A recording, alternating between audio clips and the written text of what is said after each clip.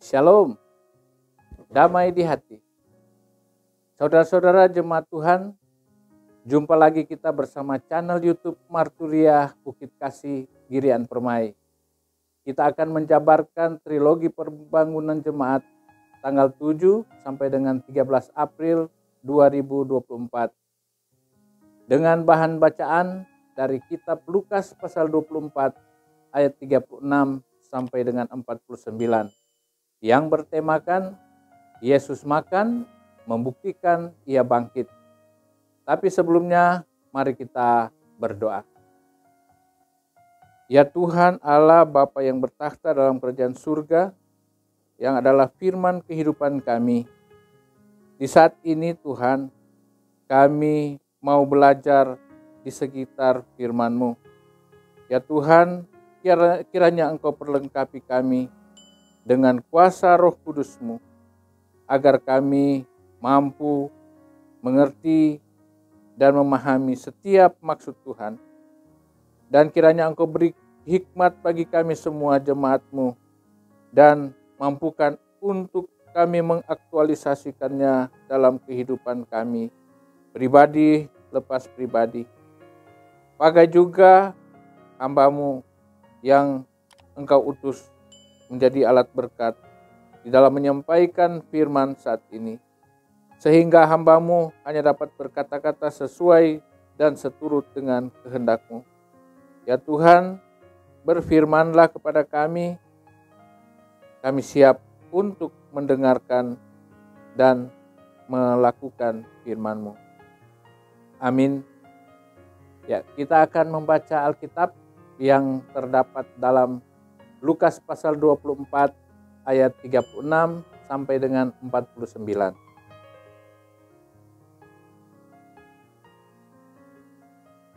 Lukas pasal 24 ayat 36 sampai dengan ayatnya yang ke-49. Dengan perikop, Yesus menampakkan diri kepada semua murid. Dan sementara mereka bercakap-cakap tentang hal-hal itu, Yesus tiba-tiba berdiri di tengah-tengah mereka dan berkata kepada mereka, "Damai sejahtera bagi kamu." Mereka terkejut dan takut dan menyangka bahwa mereka melihat hantu. Akan tetapi Ia berkata kepada mereka, "Mengapa kamu terkejut dan apa sebabnya timbul keraguan-keraguan di dalam hati kamu? Lihatlah tanganku dan kakiku. Aku sendirilah ini. Rabalah aku dan lihatlah.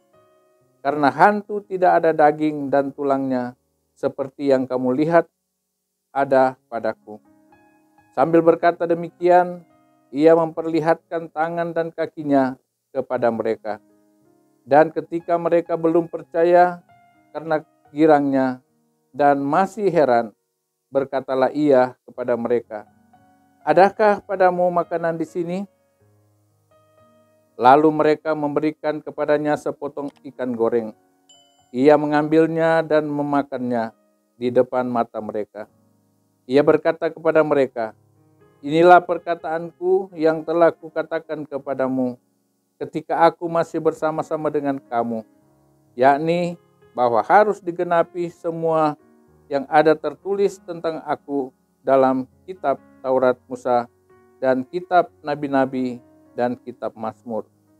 Lalu Ia membuka pikiran mereka sehingga mereka mengerti kitab suci. Katanya kepada mereka, "Ada tertulis demikian, Mesias harus menderita dan bangkit dari antara orang mati pada hari yang ketiga. Dan lagi, dalam namanya berita tentang pertobatan dan pengampunan dosa harus disampaikan kepada segala bangsa, mulai dari Yerusalem. Kamu adalah saksi dari semuanya ini, dan aku akan mengirim kepadamu apa yang dijanjikan Bapa-Ku. Tetapi kamu harus tinggal di dalam kota ini sampai kamu diperlengkapi dengan kekuasaan dari tempat tinggi." Demikian pembacaan Alkitab. Berbahagialah kita yang memelihara firman Tuhan. Alasan pemilihan tema, Gereja sering diperhadapkan dengan adanya anggota jemaat yang masih mempertanyakan mengenai kebangkitan Yesus Kristus. Apakah ia benar-benar bangkit dari antara orang mati? Bagaimana keadaan tubuhnya ketika ia bangkit? Apakah masih sama dengan semula atau sudah berubah? Dan masih banyak bentuk pertanyaan lain sehubungan dengan kebangkitan Yesus Kristus dari antara orang mati. Juga ada tuduhan mengatakan bahwa muridnya yang mencuri mayatnya dan tidak pernah ditemui fakta bahwa ia benar-benar bangkit dan lain sebagainya. Hal-hal ini membuat ada warga gereja mempertanyakan atau meragukan Yesus Kristus bangkit dari antara orang mati. Sebab tidak ada seorang pun yang melihat proses kebangkitan itu. Hanya ditemui bahwa fakta kubur itu sudah kosong dan mayat Yesus Kristus tidak ada lagi di kubur itu. Gereja perlu memperkuat ajaran dengan fakta Alkitab bahwa ia benar-benar bangkit. Dengan tema perenungan minggu ini, yakni Yesus makan, membuktikan ia bangkit. Orang-orang percaya semakin dikuatkan keyakinannya mengenai kebangkitan Yesus Kristus. Pembahasan tematis. Pembahasan teks Alkitab atau ekseges. Injil Lukas ditulis oleh seorang tabib bernama Lukas. Kisah kebangkitan Yesus Kristus dalam Injil Lukas dibagi 3 episode. Yakni pertama, dimulai dari para perempuan yang pergi ke kubur untuk meminyaki mayat Yesus Kristus. Tetapi mereka hanya menjumpai kubur itu telah kosong. Mayat Yesus Kristus tidak ada di tempat ia dibaringkan. Dan ada 2 orang malaikat yang mengatakan bahwa ia sudah bangkit dalam pasal 24 ayat 1-12. Kedua, penampakan diri Yesus Kristus kepada 2 orang yang dalam perjalanan ke Emmaus hanya terdapat dalam Injil Lukas 24 ayat 13-33. Dan ketiga, penampakan diri Yesus Kristus kepada semua murid-muridnya dalam pasal 24 ayat 36 sampai dengan 49.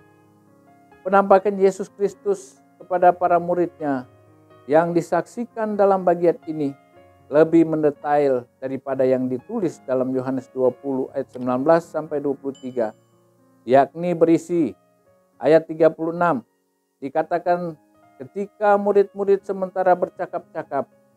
Apa isi percakapan mereka? Tentu saja mengenai peristiwa kebangkitan Yesus Kristus. Masing-masing memberikan pendapat dan saling mempertanyakan atau memberikan penjelasan tentang setiap peristiwa yang terjadi. Mereka berada di suatu tempat yang tertutup rapat karena masih takut untuk diketahui oleh orang banyak. Tiba-tiba Yesus Kristus berada di tengah-tengah mereka. Bagaimana mungkin hal itu terjadi? Yesus Kristus kemudian berkata, "Damai sejahtera bagi kamu." Dalam ini adalah hal yang biasa pada saat itu. Tetapi ketika diucapkan, Yesus Kristus mendatangkan sukacita dan ketentraman bagi para pendengarnya. Di ayat 37 dan 38, melihat Yesus Kristus yang muncul di tengah-tengah acara tiba-tiba membuat para murid terkejut, sehingga mereka menganggap bahwa itu adalah hantu. Roh yang tak berwujud. Murid-murid ragu apakah itu Yesus Kristus, guru mereka yang mati dan bangkit di antara orang mati. Di ayat 39 sampai 40, "Aku sendirilah ini," ungkap Yesus Kristus. Ini membuyarkan atau meragukan mereka karena tidak mungkin hantu itu mempunyai daging, tangan, dan kaki. Yesus Kristus bukan hanya menyuruh para muridnya untuk melihat dia saja, melainkan menyuruh mereka untuk memegang, meraba, untuk membuktikan bahwa memang benar ia sudah bangkit. Ia hidup dan ia sekarang berada di tengah-tengah mereka. Ayat 41 sampai 43. Yesus Kristus kemudian memperlihatkan tangan dan kakinya kepada para murid, tetapi mereka masih belum percaya untuk lebih meyakinkan para murid-muridnya. Yesus Kristus menyuruh mereka untuk mengambil sepotong ikan dan ia memakannya di depan mata mereka. Tindakan ini membuktikan bahwa ia bukan hantu. Dua fakta yang tak terbantahkan, ia telah bangkit, yakni pertama, ia hadir dalam bentuk tubuh jasmani yang mempunyai daging, tangan, dan kaki. Kedua, ia makan sepotong ikan goreng, membuktikan bahwa memang benar ia hidup, dan peristiwa ini disaksikan oleh 11 orang muridnya. Ayat 44 sampai 47. Yesus Kristus kemudian mengingatkan para muridnya bahwa apa yang ia lakukan kepada mereka adalah penggenapan perkataan Tuhan Allah yang ditulis dalam kitab Taurat Musa, kitab Nabi-Nabi, dan kitab Mazmur tentang nubuatan mengenai Mesias yang menderita, disalibkan, dan bangkit dari antara orang mati. Ayat 48 dan 49. Yesus Kristus kemudian mengatakan bahwa para murid sudah melihat dan menjadi saksi tentang kebangkitannya. Maka tugas mereka adalah memberitakan kepada banyak orang tentang peristiwa kebangkitannya. Yesus Kristus akan menyertai dan memperlengkapi mereka dengan kuasa Roh Kudus untuk memberitakan kabar baik tentang karya keselamatan Tuhan Allah dalam Yesus Kristus. Makna dan implikasi firman. Yang pertama, kebangkitan Yesus Kristus adalah sebuah fakta sejarah. Sebab dikatakan dalam 1 Korintus 15 ayat 17, dan jika Kristus tidak dibangkitkan, maka sia-sialah kepercayaan kamu dan kamu masih hidup dalam dosamu. Percayalah kepada Yesus Kristus yang bangkit adalah dasar iman orang percaya. Dengan dasar iman ini, maka orang percaya akan melangkah untuk berakar, bertumbuh, pada akhirnya akan berbuah dalam kehidupan sehari-hari. Buah-buah kepercayaan kepada Yesus Kristus yang bangkit itu seperti yang tertulis dalam Galatia 5 ayat 22 sampai 23, yakni kasih, sukacita, damai sejahtera, kesabaran, kemurahan, kebaikan, kesetiaan, kelemah lembutan, dan penguasaan diri. Kedua, realita hidup di masa kini, di mana banyaknya agama dan aliran kepercayaan yang tidak mengakui kebangkitan Yesus Kristus. Ditambah lagi dengan munculnya sikap hidup manusia yang lebih mementingkan diri sendiri, yang tanpa disadari mulai masuk dalam persekutuan orang percaya adalah tantangan besar bagi kehidupan beriman. Hal ini ditandainya dengan menjamurnya persekutuan-persekutuan ibadah yang ajarannya tidak lagi sesuai dengan firman Tuhan dalam Alkitab. Terbentuknya gereja-gereja yang mempraktekkan hal-hal yang bertentangan dengan ajaran Yesus Kristus, antara lain mengadakan perjamuan dengan meminum darah manusia, seks bebas sebagai tanda penyatuan dengan Sang Maha Kuasa, dan lain sebagainya. Selain itu juga terkadang terdengar ungkapan, biar nyanda jam masuk gereja, yang penting torang tetap orang Kristen. Biar nyanda jam masuk kolom atau bipra, yang penting kalau ada permintaan dana atau sumbangan untuk pembangunan, orang pasti kasih. Hal ini sering melemahkan iman orang percaya, sehingga ada yang kemudian tidak lagi beribadah jauh dari persekutuan dengan Tuhan dan akhirnya mengingkari imannya kepada Yesus Kristus. Sebagai orang percaya, marilah kita tetap setia di dalam Tuhan dan melakukan apa yang Dia kehendaki. Yang ketiga, menjadi tugas dan tanggung jawab warga gereja atau jemaat untuk terus mempelajari firman Tuhan dalam tuntunan Roh Kudus, supaya memahami dengan benar bahwa Yesus Kristus yang bangkit dari antara orang mati adalah benar adanya, bukan cerita khayalan atau hoaks atau bohong, tetapi menjadi fakta sejarah yang tak terbantahkan. Kebangkitan Yesus Kristus membawa suasana yang penuh sukacita dan kemenangan yang menggantikan kekhawatiran, kecemasan, dan ketakutan sesuai dengan perkataan Yesus Kristus. Damai sejahtera bagi kamu. Salam damai sejahtera ini terus bergema sampai saat ini. Di tengah krisis ekonomi, naiknya harga berbagai bahan pokok kebutuhan umat manusia, sulitnya mencari pekerjaan, dan mulai rusaknya lingkungan hidup karena ulah manusia. Maka kita semua diingatkan bahwa Yesus Kristus yang bangkit membawa perubahan dan pemulihan ke arah yang lebih baik. Keempat, kebangkitan Yesus Kristus mengubah pola pikir dan bertindak umat manusia. Seperti bagian firman di saat ini, para murid terperangkap dengan pemikiran mereka yang terbatas tentang Yesus Kristus yang dikira sebagai hantu. Yesus Kristus kemudian memakan sepotong ikan goreng. Hal ini menyatakan dengan jelas bahwa Ia hidup. Ia adalah manusia yang seutuhnya.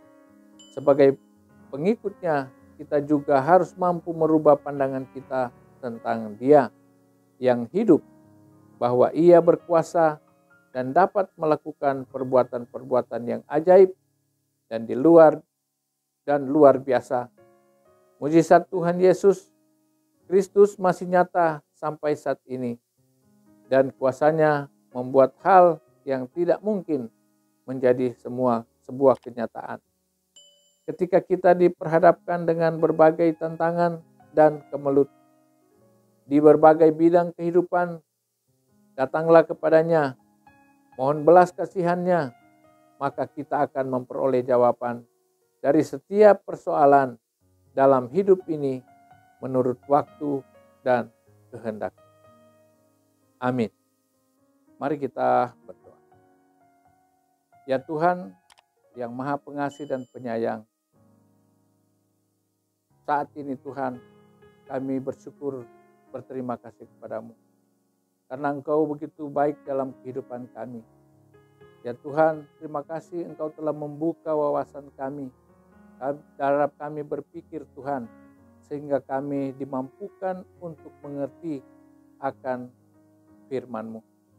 Ya Tuhan, kiranya Engkau kuatkan iman kami, kiranya Engkau selalu bungkus kami dengan kuasa Roh Kudus-Mu, agar kami tetap percaya dan mengimani, dan iman kami ditambahkan setiap saat. Kiranya Engkau memperkuat iman kami dengan kuasa Roh Kudus. Ya Bapa, kiranya Engkau berikan hikmat bagi kami semua, agar kami mampu untuk mengejawantahkan firman-Mu di dalam kehidupan kami hari lepas hari. Tuhan, inilah doa kami, inilah ucapan syukur kami yang kami sampaikan di dalam nama Tuhan Yesus Kristus yang adalah Tuhan dan Juru Selamat kami. Amin.